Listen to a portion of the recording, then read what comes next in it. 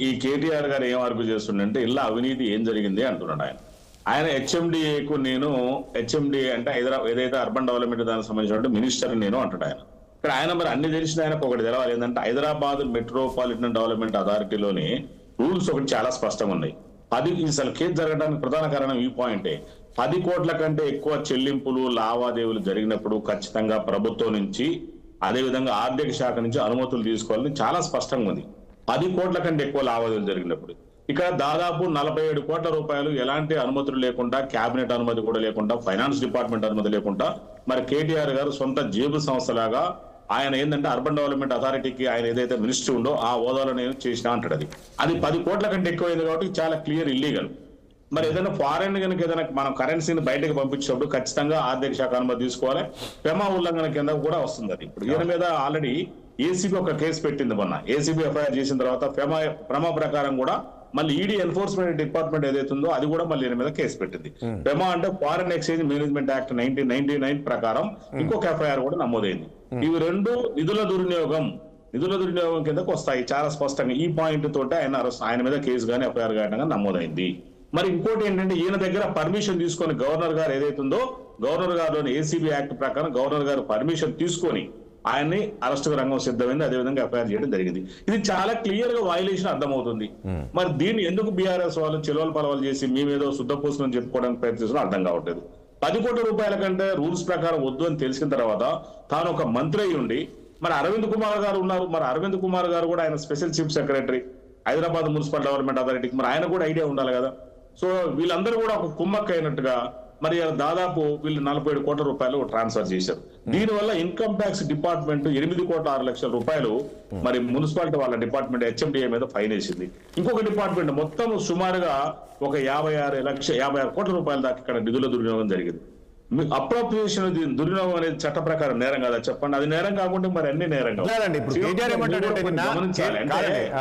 జేబు సంస్థ కాదు, కేసీఆర్ కాదు, కేటీఆర్ గారు సొంత సంస్థ కాదు. ఇది వాళ్ళు చేశారు.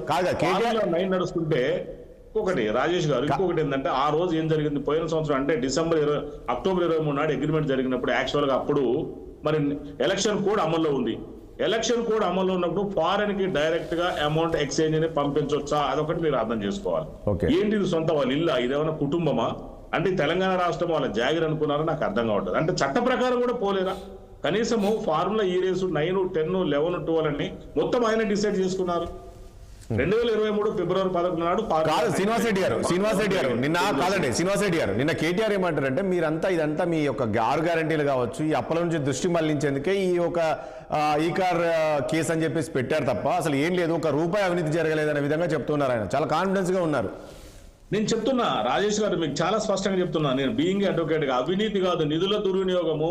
10 కోట్ల రూపాయల కంటే Hyderabad metropolitan urban development authority ఏదైతే ఆ డెవలప్మెంట్ అథారిటీ కింద 10 కోట్ల కంటే ఎక్కువ డబ్బులు ట్రాన్స్ఫర్ అయితే ఖచ్చితంగా ప్రభుత్వం నుంచి ఆర్థిక శాఖ నుంచి అనుమతి తీసుకోవాలి. తీసుకొని ఎడల అది నిధుల దుర్వినియోగం కిందకే వస్తుంది.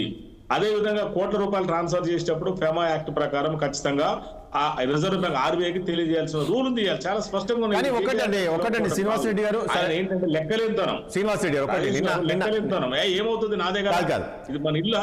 నిన్న అసెంబ్లీలో జరిగిన పరిణామాలు చూస్తే అక్కడ మీ ఎమ్మెల్యే షాద్నగర్ ఎమ్మెల్యే శంకర్ ఎవరైతే ఉన్నారో ఆయన కూడా కాస్త అంటే కొంచెం పరిధి దాటి కొన్ని ప్రవర్తించినట్టు కనబడుతుంది. ఆ చెప్పు పట్టుకొని చెప్పు చూపించడం అంటే ఆ రకంగా బీఆర్ఎస్ ఎమ్మెల్యేలను కొంచెం రెచ్చగొట్టే విధంగా చేసినట్టు కనబడుతుంది.